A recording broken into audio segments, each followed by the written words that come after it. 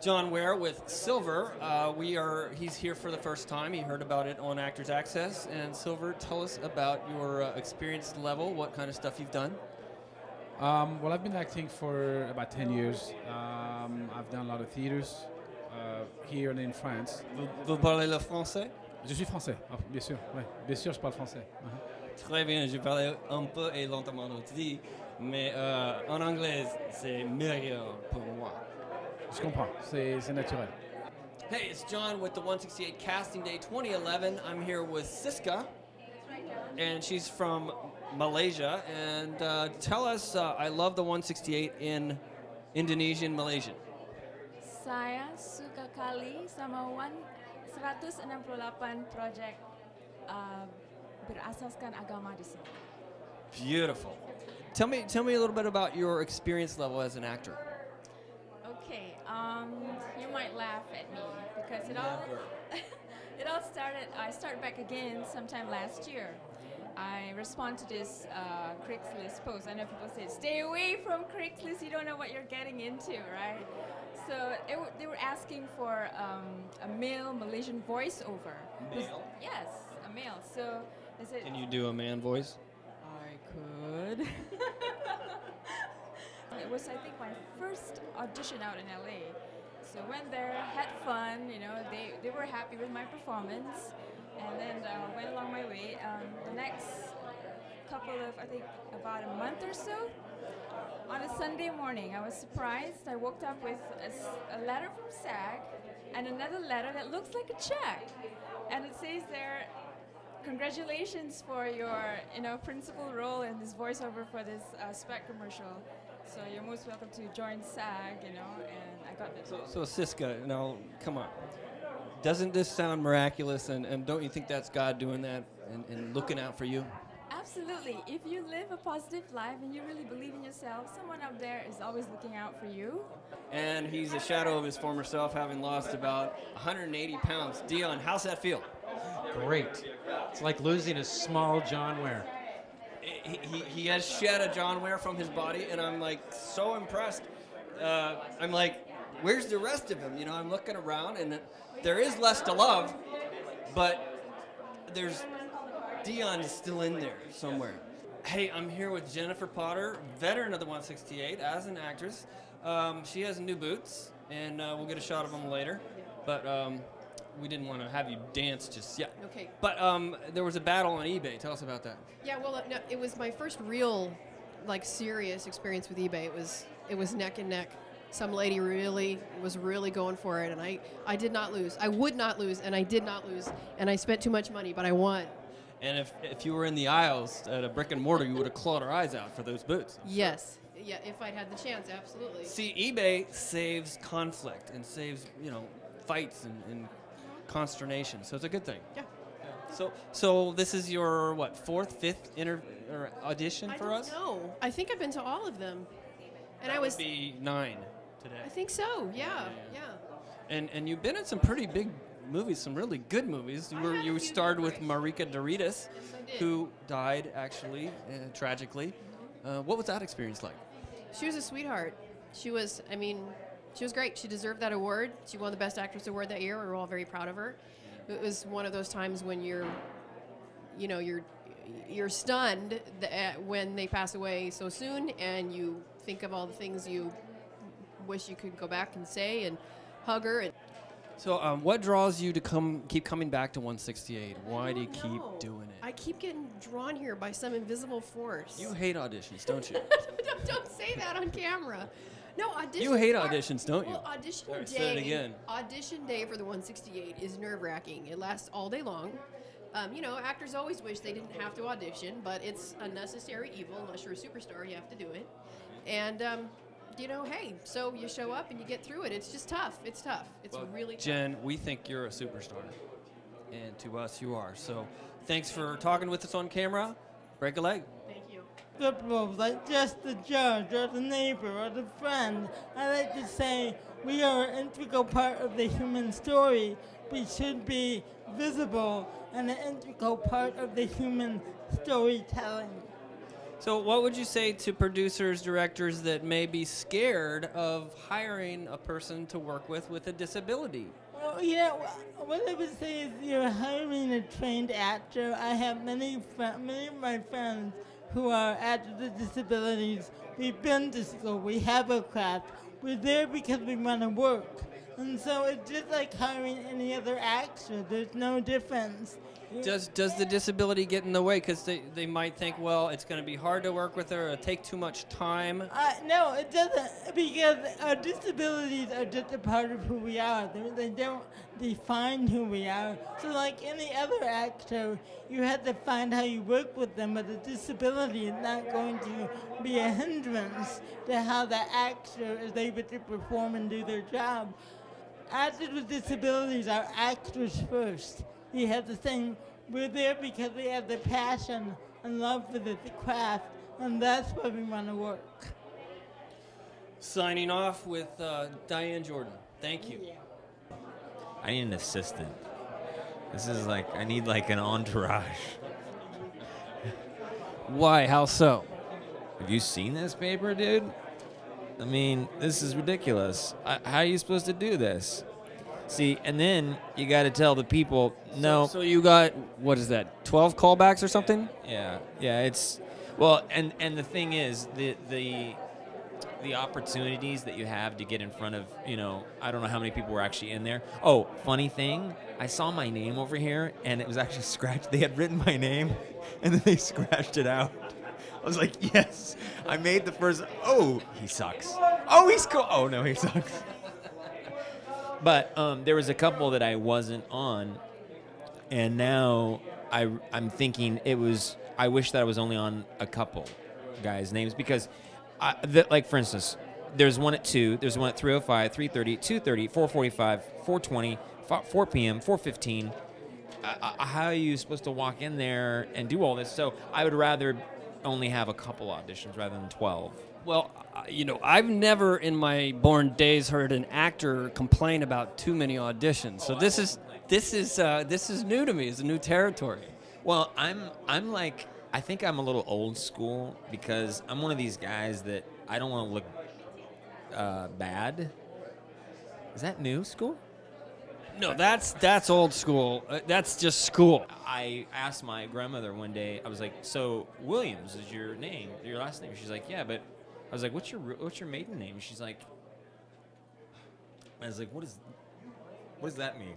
And she's like, "We're not going to talk about that." And I said, "Why?" She goes, "Well, because it's Ginsburg." And I was like, "What's Ginsburg?" "Oh, that's Jewish." And she's like, "Yeah, you're Jewish." And I was like, "No, I'm not. Shabbat, shalom." So you never got the fun stuff. You never got the bar mitzvah. You never got the little hats. But no, I didn't. So as every good person that finds out they're Jewish, I went to the library, and I've got 18 Jewish for Dummies books at home. And so I'm learning my stuff. And so that's all. I'll be here all week. The admission fee is $8. So with a new appreciation for gefilte fish, thank you for being here, Jesse. And any parting comments before you go to your 2,000 callbacks? Yeah. No, I think for somebody that is thinking about going to something like this, I would say do it, because the opportunities that you have to get in front of 20, 25 people, and then have 12 callbacks or whatever for projects, I think it's a really cool deal, and it takes me about 3.5 years to get 12 callbacks. All right, well, Jesse, break a leg. We definitely expect that means good luck. Is that new school? You're such an idiot. Anyway, we expect to see you on the screen with this, unless you really, really, really are no good at all. So, maybe it's like you're... You again? Because that is encouraging, my friend. Maybe it's one of those things where you take tests really well, and then you get into the real world, and you're like, I don't know what to do. I am horrible at it, sure. I feel like I am. Well, anyway, we'll see you on the screen, and we'll try to follow you as you go through and see what you think at the end of this tunnel. If you follow me, I will call the cops. stalking here at the 2011 casting day. Thank you for watching. All right, this is how we prepare for interviews. Getting the 3-point. Ready, hut, 1, 2. Pretty good for 158. We're working out here with Karen Eileen Gordon. She's a first-timer for the 168 auditions. And tell us how you heard about us and how'd it go. I heard about you on Actors Access. Was very intrigued by the posting. Had never heard of you before. Went directly to the website, checked everything out. I thought it was fabulous. Put the little send button, and then I was thrilled to receive an invitation. Okay. And what's your experience level? What have you done so far? What is my experience level? My, what a question. I've done lots of movies, done lots of TV, done lots of voiceovers, done lots of stage.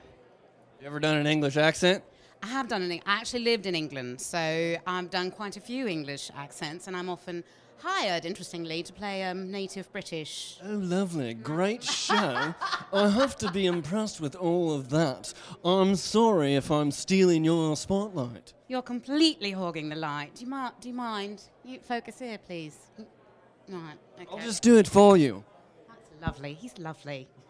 Hey, I'm here with veteran actor of the 168 and life and TV in general, Richard Clark Larson, and you might have seen him on the Super Bowl commercial. Tell us about how that went. How the commercial went? Well, you mean like when we shot it, or what was your? Well, yeah, it was. We shot it out at College of the Canyons, and it was about 42 degrees out there that day, and all I had on was this little vest with no shirt and these little hippie pants and sandals and. What were you doing? What was I doing? I was in a drum circle beating on a bongo drum, and when it's 42 degrees, and you have to talk. Like I had to say, I feel like an acrobat in a mattress store, but your mouth gets really cold and you can't be like, I feel like, look. But they liked it, obviously, and they put you on the Super Bowl. Well, we did it. I mean, we did it for an hour and a half, so. I mean, we did several of them. I did each vignette we had to say so they could cut it either way, but the acrobat was the hardest one to get out of my mouth because by that time I was really cold. And so my mouth was like frozen shut, you know. So. Now that reminds me of a role you played where you were probably a little less clothed than that, and that was the very first winning film of the 168 Film Project, which was 2003.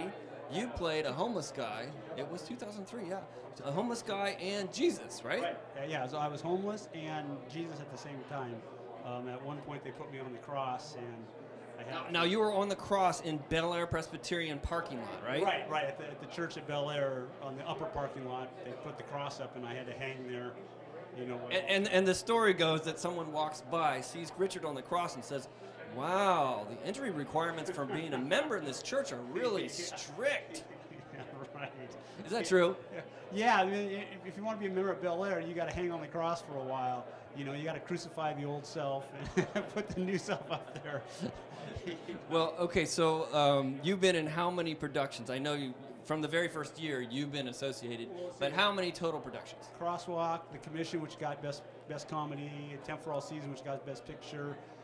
That's 3. Then I was in Mike Shields' film, 3 Clubs, and then I was in 2 last year, so I think that's 5 or 6.